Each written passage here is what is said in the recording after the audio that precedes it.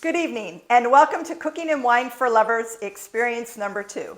This evening we will feature orange garlic pork chops and a beautiful Pinot Noir. Tonight's wine is a beautiful Pinot Noir that Melissa's holding from Monterey, California, which is near Paso Robles.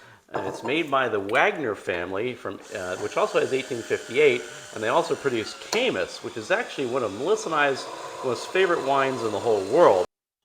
So this 1858 is a little more cost effective. It's only around 25 bucks or so, which is a difference from Caymus, which is around 100, and Caymus is fabulous, but this is a little more affordable. Similar price point to our last experience with the Mark Room, that's also around $22. So we are decanting this Pinot Noir, which really isn't required for a Pinot. It's not nearly as important as Cabernet, but Melissa and I just like decanting wine. We like this really cool heart-shaped decanter we have.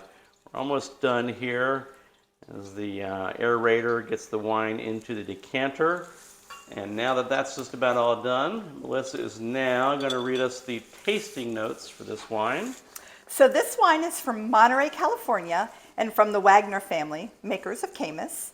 This medium-bodied Pinot Noir has a very soft entry with flavors of plum, cinnamon, and slight spicy oak.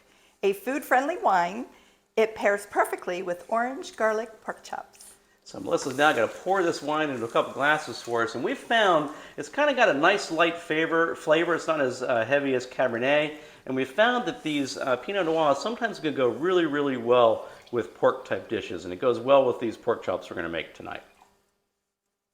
So we have the wine poured. It's actually a rainy night. There's storms expecting, so it's really a great night to be inside doing this kind of thing. So cheers, sweetheart. Cheers. Wow. Very nice. That's really good.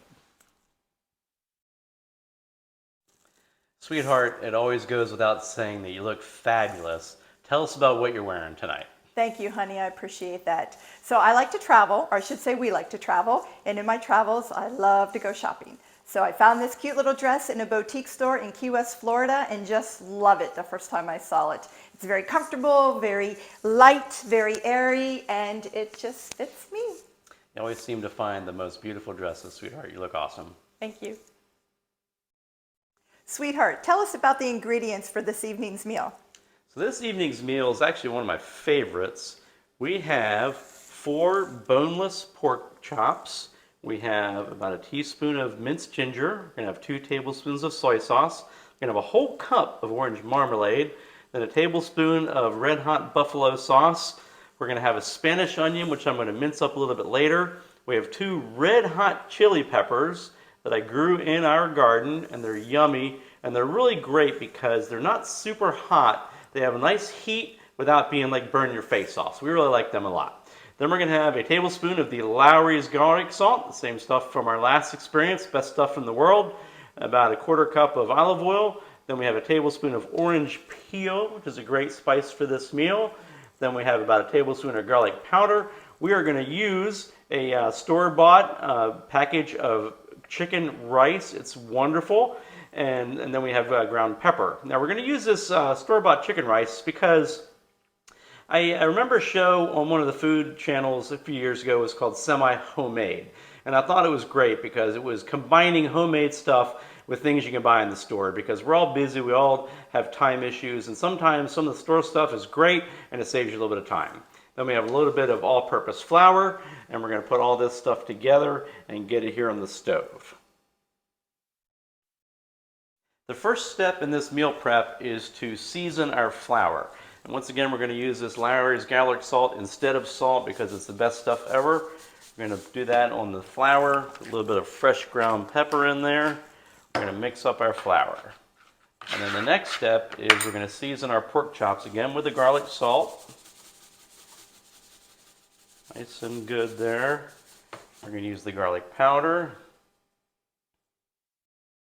I'm going to use the orange peel, which is great stuff. It gives this pork chops a lot of flavor. And then we're going to go back to our fresh ground pepper. The cool thing about this recipe too is if you want to have leftovers, you can always make more pork chops. It kind of expands pretty easily. We're going to kind of pack the spices into the pork. And then real simple, we're going to take the pork chops, we're going to dip them in our flour. Just make sure they're covered on both sides. And we're going to do all 4. And then we're going to get them on the pan.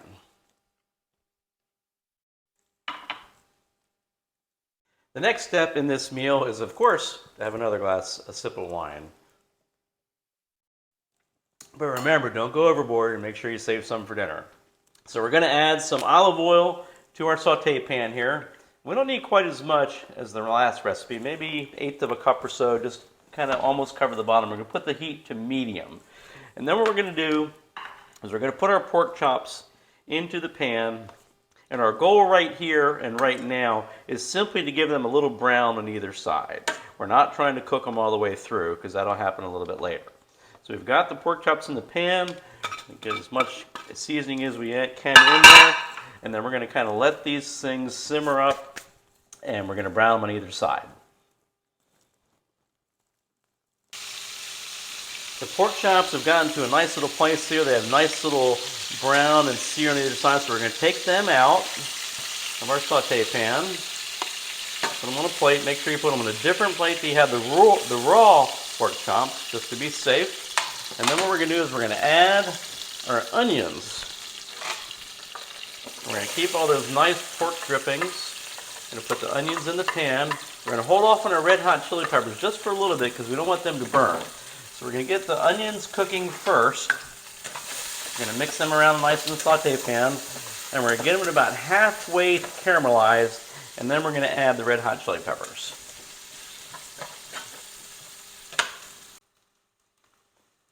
So the onions are gotten to a really good place. They're about halfway to caramelize. We have added our red hot chili peppers, so they're in there sauteing away as well. And so now it's time to add our 1 cup of orange marmalade. I'm going to put in there just like that.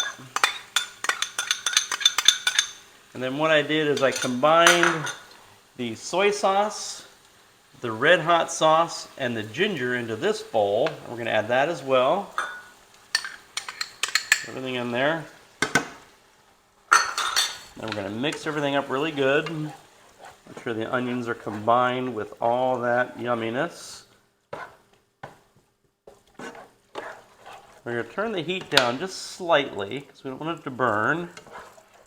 And then what we're going to do is we're going to add our pork chops back in. So we're going to pork chops back in here into the saute pan. And then what you want to do, and this is an important part, is you want to get yourself a big spoon and want to spoon this sauce over top of your pork chops as they cook.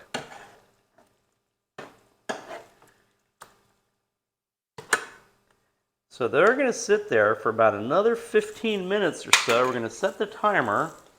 And then while these pork chops simmer, we're going to get our rice ready. So we're going to cook this rice exactly like it says on the package directions. We have the package, we have a little bit of butter, and we have 2 cups of water. I'm going to put that in there. We're going to mix it up. We're going to let it boil. We're going to let it cover. And it'll take about 15 minutes as well. So right in the zone to make this dinner finished. So our pork chops are done. Our rice is done. Melissa's now going to plate this for us. Just putting a little bit of rice on each plate. And smoothing it out.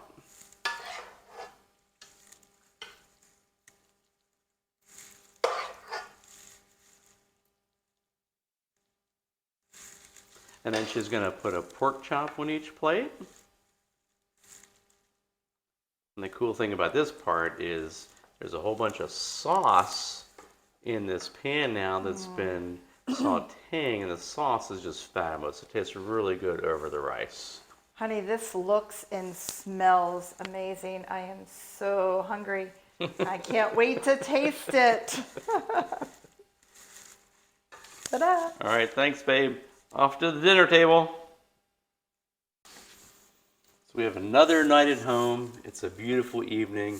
Honey, I love these date nights. It's so much fun spending this close time with you cooking together. Cheers, Cheers. sweetheart. I love you, sweetheart. Love you, babe. Cheers. See you next time. And remember, the couple that cooks together stays together. For sure.